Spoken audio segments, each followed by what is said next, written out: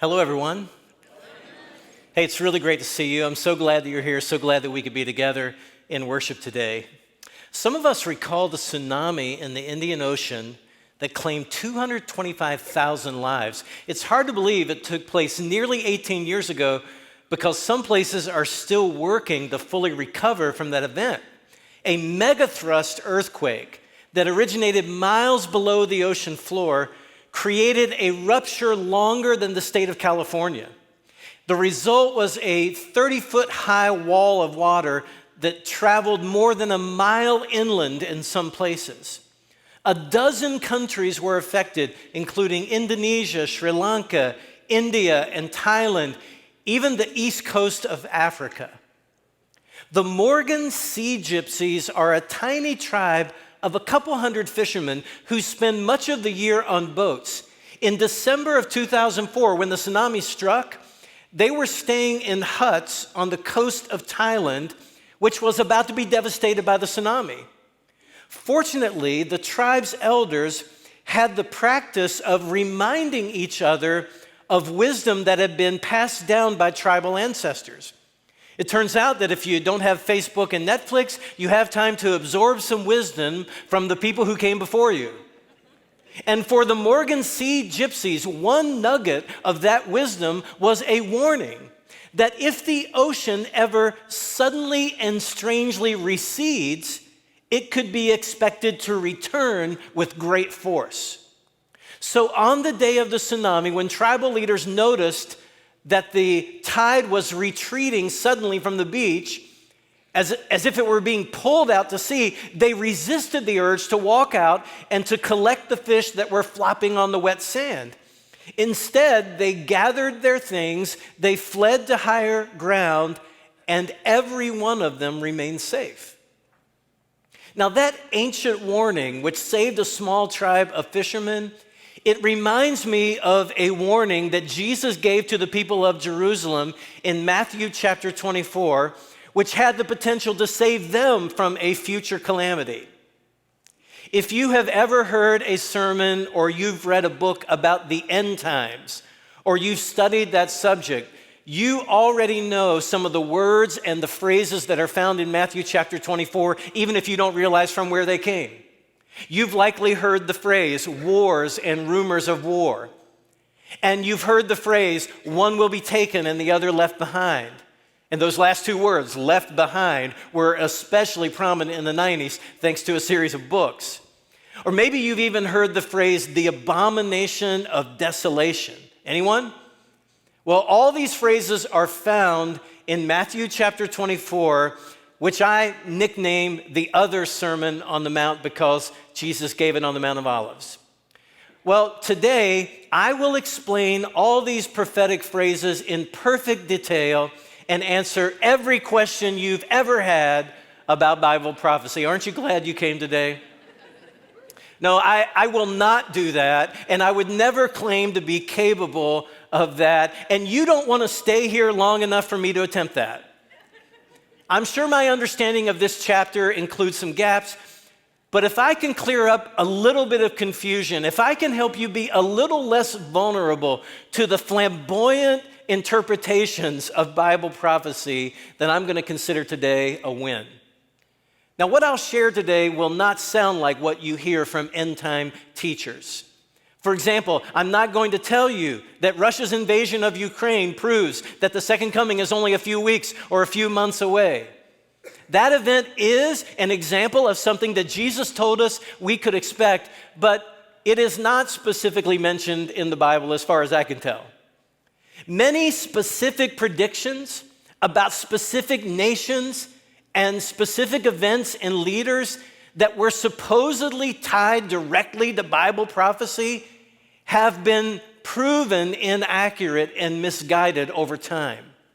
And yet some of those who make those predictions just plug in the name of another country, plug in the name of another leader, and then recycle the same prophetic predictions.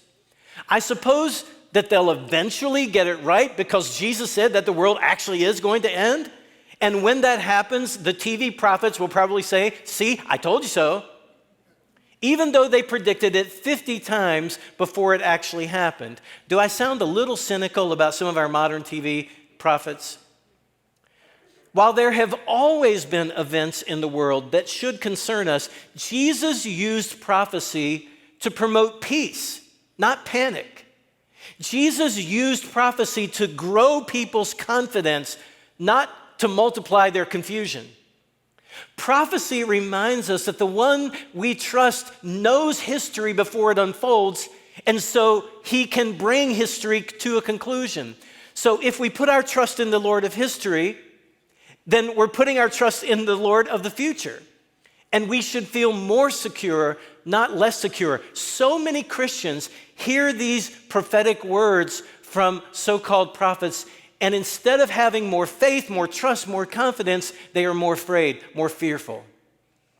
A lot of modern prophecy leaves believers agitated, worried, and it sometimes distracts people from God's work rather than motivating us to be even more devoted to God's work.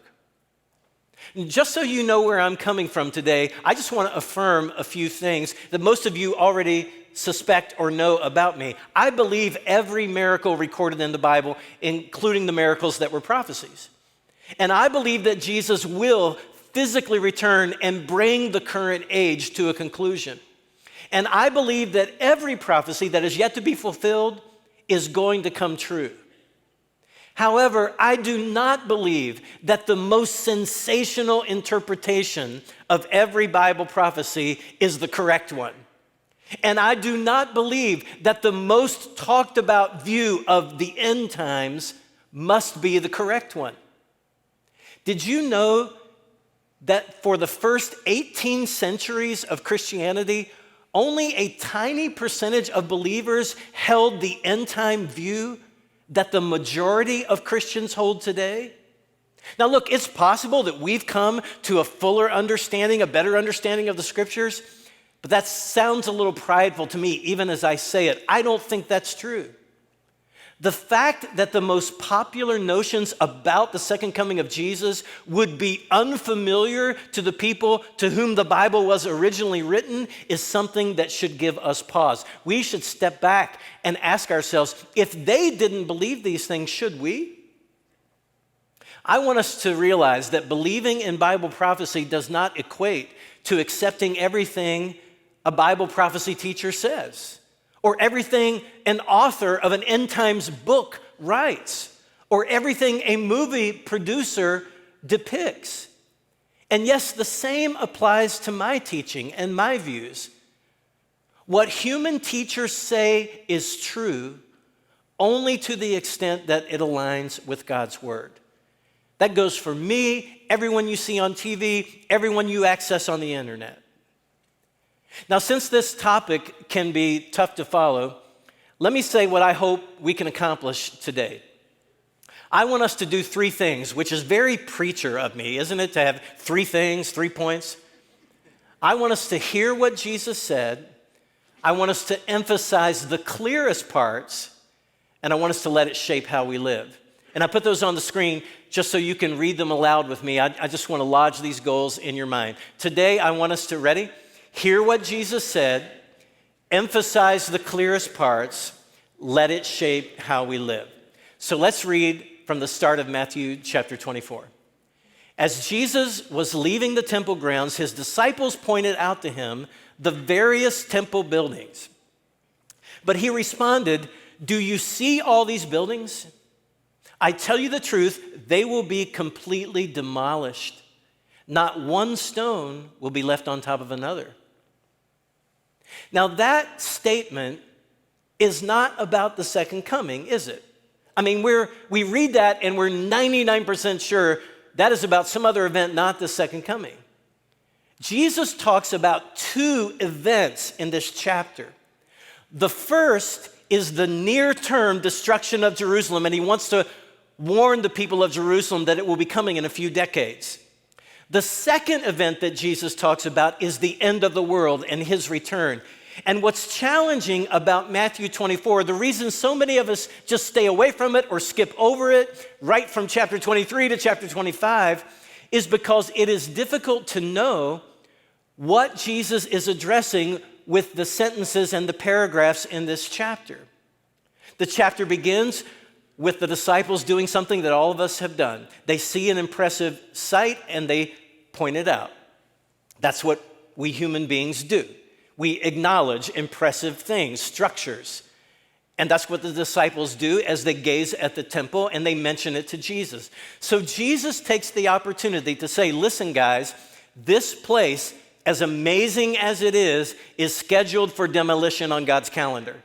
It is not going to last, and all those carefully placed stones you see are going to become a pile of rubble. Now, Jesus knew that what he was saying would be disturbing to them. He knew it was a provocative thing for him to say. He knew that it could be upsetting for his friends to hear him say this. Jesus' statement reminds me of when I saw the opening episode of the TV series Designated Survivor. Have you watched that show? I'm talking about the scene in which the Capitol building in Washington, D.C. is destroyed by terrorists. And in the show, that event is the reason that Kiefer Sutherland's character, this low-level cabinet member, becomes president. But even though I knew that scene was computer graphics and a fictional story, the sight of the Capitol building in ruins got me. It was unsettling. Well, the temple was an even more precious, more sacred place to the Jews. It was the place that God chose to dwell among his people.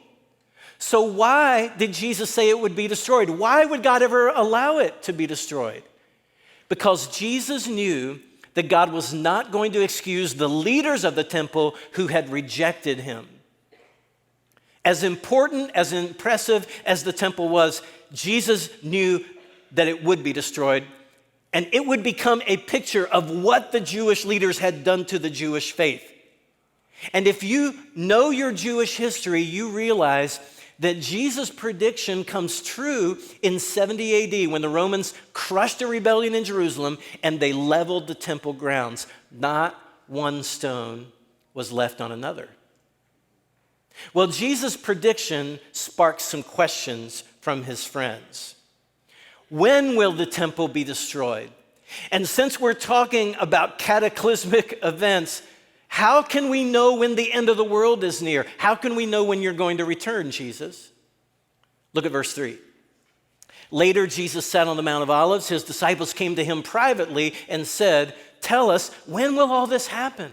What sign will signal your return and the end of the world?" Jesus told them, "Don't let anyone mislead you." People have been curious about the answer to this question throughout Christian history, haven't they?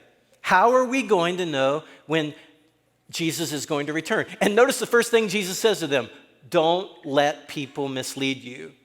Because we are so susceptible to misinformation when it comes to this question.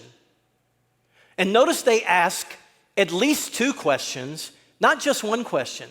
And that is so important as we read through Matthew chapter 24, because we have to match the answers that Jesus gives in various sections of Matthew 24 with the questions that he is answering.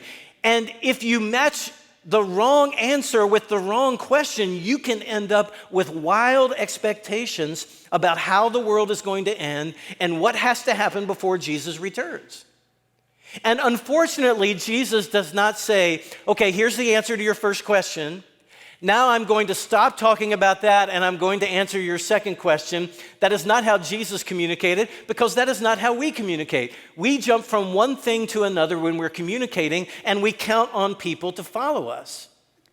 Jesus toggles back and forth between these two questions: the question about the destruction of Jerusalem, the question about the end of the world. And he talks about the fall of Jerusalem. He talks about the end of the world. Then he talks about the fall of Jerusalem again. Then he talks about his second coming again. And what's difficult for us is that Jesus doesn't say, okay, I'm going to address this question now. Okay, I stopped. I'm going to address this one now. Now look, this type of communication where you have to figure out what question the answers go with, it's really not as foreign to us as it sounds. How many of you have watched the sports documentary about Michael Jordan and the Chicago Bulls called The Last Dance. How many of you have seen at least part of that? I knew I married the right woman when my wife saw that show advertised on our streaming service and said, "We should watch that series." I replied, "You have never been more sexy than when you spoke those words." She would say that I'm never more sexy than when I empty the dishwasher. Mars and Venus, right? Do you recall how The Last Dance throughout the documentary moves forward in time and backward in time as it told the story of Jordan and the Bulls? Remember that time warp graphic that appeared on the top of the screen or the bottom of the screen, and then you would see it dial into the year to which they were jumping or jumping back? A few days ago, I saw that one of the most asked questions on Google concerning that series was, why does The Last Dance go back and forth in time? Well, one reason the producers did that is because it requires more focus from the viewer. It is a clever way to make us pay attention to what is going on. Another reason is that it's just more creative. It's a more artful way to tell a story. And you've seen other stories told that way. If you've seen the movie Dunkirk, which I used for At the Movies a couple of years ago, you may recall that it is a tough story to follow. And the reason is because the film tells part of the story from one character's perspective, but then it rewinds or it fast forward and it tells another part of the story from another character's perspective. The movie does not unfold on a continual sequential timeline. Now, by the end of the film, you're catching on, but the sequence in which you view those scenes is not always the sequence in which they occur. And listen, that's what Jesus is doing in Matthew 24. We're not reading the whole chapter, so later today you can go and read Matthew 24, and you'll see that Jesus switches back and forth between talking about the destruction of Jerusalem and talking about the end of the world. He's answering two questions about two different events, and he goes back and forth between them. On one hand, he wants to prepare people to escape from Jerusalem when the Roman army comes. So he gives them some very clear signs so that they will know when to do that.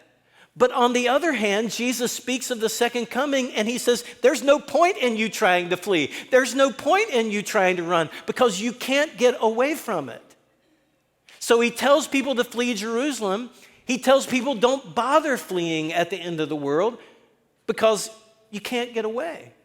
So can you see how we could read some of these words, and if we mismatch the words with the question that it is answering, we can become confused about the end of the world. When Jesus speaks of the end in this passage, many people have read that and they've just assumed he's talking about the end of time, the end of the world, the return of Christ. But in fact, there are places where he is referring to the end of Jerusalem, the end of the temple. Now, since I've wrestled with this chapter all week, I want to highlight some things that I've learned. And if you disagree with me at some point, we can still be friends. We can be part of the same church. But I'll warn you, some of these observations are anything but cotton candy and rainbows and butterflies. You know what I mean by that. Some of these are tough to hear, but Jesus' reason for telling us tough things is not to upset us. It's not to make us think that things are hopeless. It is to draw us to himself so that we'll put our hope in him. I think Jesus was like a wise parent or a really good friend or maybe a high-integrity doctor. Rather than withholding difficult news from his friends, he shares it openly because he knows that realistic expectations make us wiser and stronger. When you have false expectations, what does it do to you? It weakens you. It makes you look foolish. But if you know what's coming, even if it's tough, it prepares you and strengthens you.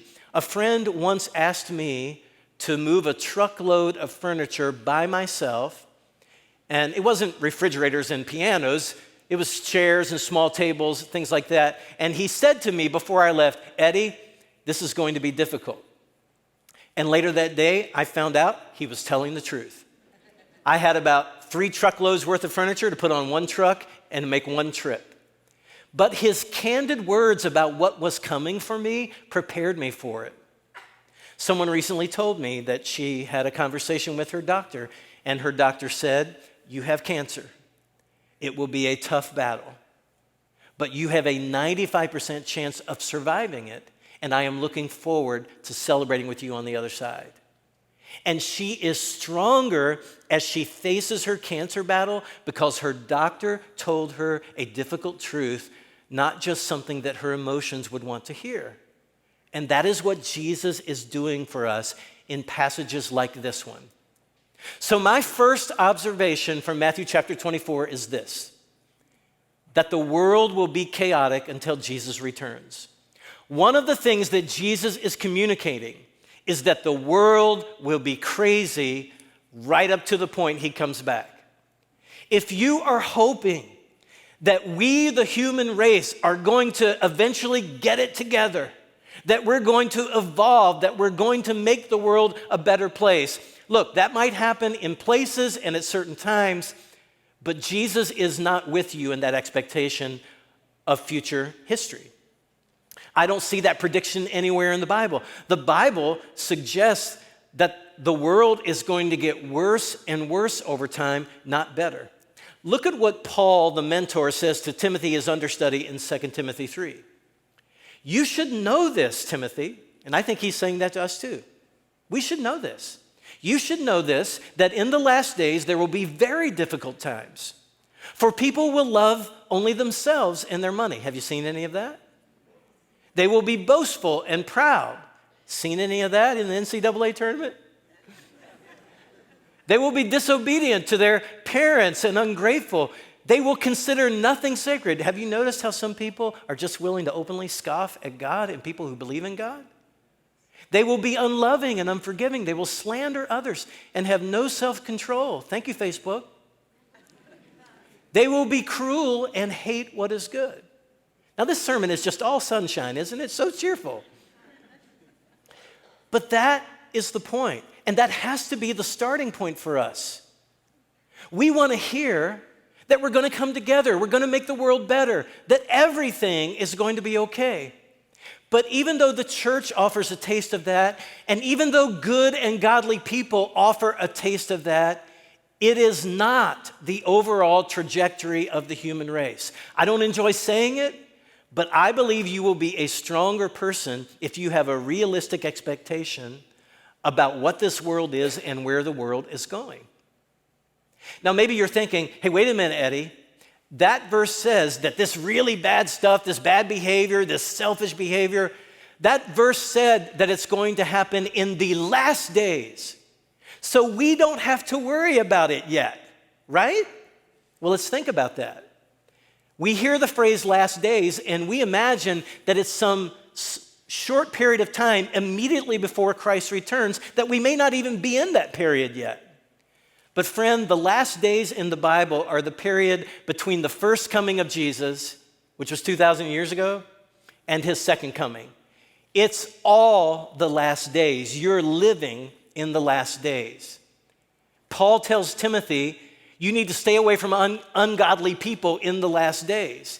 And he said that 20 centuries ago. If Timothy was living in the last days, you and I are certainly living in the last days 2,000 years later. 2 Peter 3:8 says, "A day is like 1,000 years to the Lord, and 1,000 years is like a day." So it should not surprise us that God would speak of a long period of time, thousands of years, as days. Now let's go back to Matthew 24. I'm not going to take time to read through them all, but there are a lot of preachers and teachers who outline the 6 classic signs that Jesus mentions in the early part of Matthew 24 and assume that those are all indicators of the second coming. And what they teach is that you can check those off, and as those things happen, if you can check them all off, it means Jesus is about to come. The moment has arrived. But I think those things are meant to remind us of the crazy place that the world is going to be until the time that Jesus returns. Look at verse 5 of Matthew 24, where Jesus says, "Many will come in my name, claiming, 'I am the Messiah.' They will deceive many, and you will hear wars and threats of wars, but don't panic. Yes, these things must take place, but the end will not follow immediately. Nation will go to war against nation, and kingdom against kingdom. There will be famines and earthquakes in many parts of the world. But all this is only the first of birth pains, with more to come." So Jesus is saying, look, these bad things are going to happen. They are not a signal that the end has come. They are a signal that the world is broken, and that will continue until I do return. Notice, wars and rumors of war must occur, Jesus said.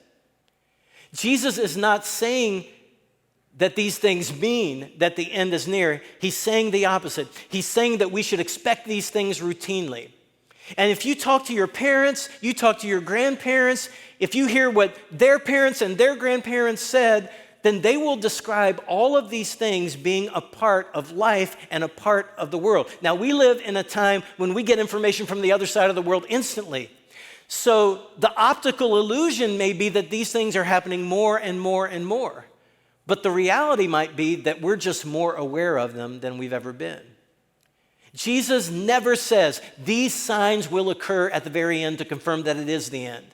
No, he says until the end, these things will continually, cyclically occur. They are not signs, and they are not a signal that the end has come. So Jesus is saying, don't obsess. Don't chase after these false prophets who are saying, oh, I've got a message for you. The end has come. Watch my YouTube channel. Come listen to me speak at my conference. You got to be hearing this. No, Jesus said when the end comes, there will be trumpets, there will be angels, and it will be obvious. And he says, don't panic as all of these other difficult, disturbing things happen. Turbulent times are baked into the cake in a fallen world that is in rebellion against God.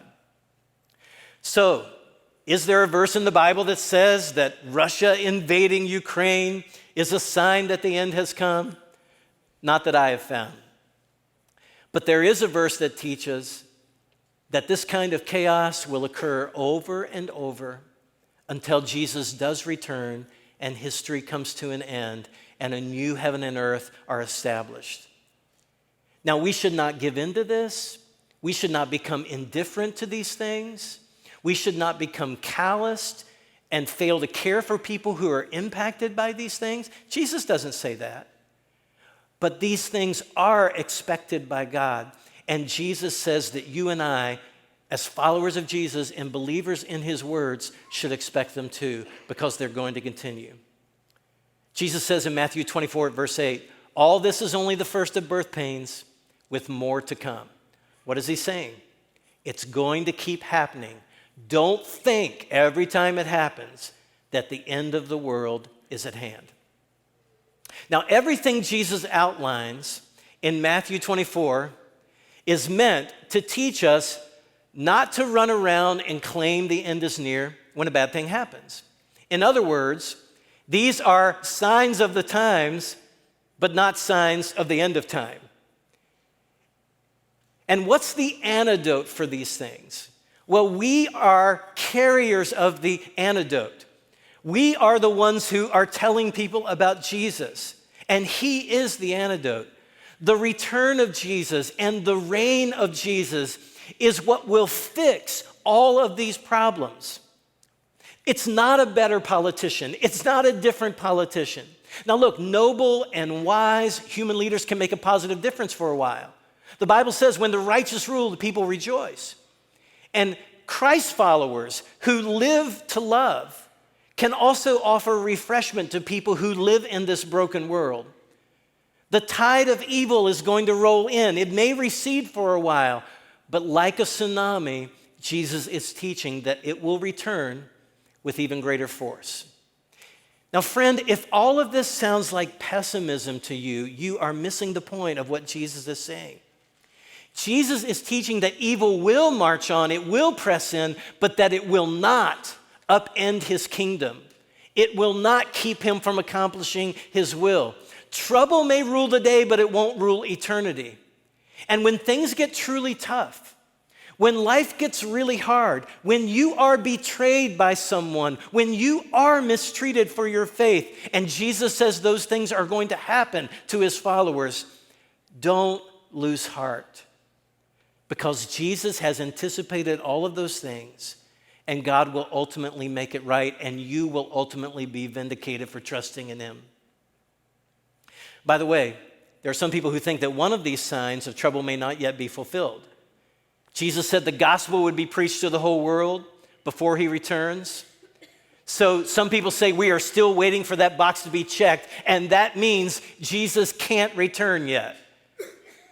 Let me disabuse you of that belief if you think that Jesus is somehow locked in and cannot return. He absolutely can. In fact, look at Colossians chapter 1, where Paul writes this. All over the world, this gospel is bearing fruit and growing, and it has been proclaimed to every creature under heaven. So in the first century, the gospel did reach the whole world. That takes us to the second observation that I want to share with you, that no one should try to predict when Jesus will return. No Bible scholar, no pastor, no preacher, no conference speaker, no author, no movie maker. No one knows when Jesus will return. There is no secret code that some people have found. There is no trick way of interpreting the Bible that only a few people know, and for a small fee, they'll teach you how to do it. Because Jesus says this in verse 36, no one knows the day or the hour when these things will happen, not even the angels in heaven or the Son himself. Only the Father knows. Now think about that. Jesus is saying, God hasn't even told me yet when he's going to send me back. So friends, there's so much to chapter 24. We could really get bogged down in the detail if we tried to go through it section by section. That's why I pulled some things out and didn't try to lead you through it today. But before we go, there is one application of chapter 24 of Matthew that I want you to take with you. And here it is. Live ready. If Jesus is not providing hints that allow us to calculate when he's coming back, then why is he talking about his return at all? Well, this is why. So that you and I will choose to live in a state of readiness. So that whenever he decides to come back, we won't be unprepared. Now, I know some of us are afraid that Jesus is going to come back in one of our moments, right? We're afraid Jesus is going to come back at a time we're misbehaving. I mean, I've even had that thought. I really hope Jesus doesn't crack the sky and come back right now. And we've all had that thought. But listen, that's the blessing of being in Christ, because where you spend eternity is not based on how well you're performing at the moment that Jesus comes back. It's based on your relationship with God through him. So Jesus had those two messages to share in Matthew 24. His message to believers in Jerusalem that lived during his time was a very specific message. When you see this great sacrilege in the temple, when the walls are built up against the city gates, be ready to run. Don't even take time to pack. You escape the city. Jesus wanted the believers in Jerusalem to escape before the Romans locked them in and killed them by starvation. And one historian confirms that those who did not heed that warning suffered greatly during the siege of Jerusalem by Rome. But Jesus' message to those who were waiting for Christ's return is simply to be ready to endure. There is no specific information about when it's going to happen. The lesson, the message, the challenge is to be ready. In verse 42 of Matthew 24, Jesus says, so you too must keep watch, for you don't know what day your Lord is coming. Understand this, if a homeowner knew exactly when a burglar was coming, he would keep watch and not permit his house to be broken into. You also must be ready all the time, for the Son of Man will come when least expected. So be ready at all times. Keep watch. Live in devotion to Christ. Don't try to time when Jesus is coming back so that you can demonstrate some devotion. Is anyone here playing Wordle? Let me see your hand if you've even played one puzzle of Wordle. I know some of you are addicts, so you build your day around the Wordle puzzle. Some of you stay up till midnight so you can play the Wordle puzzle before you go to bed.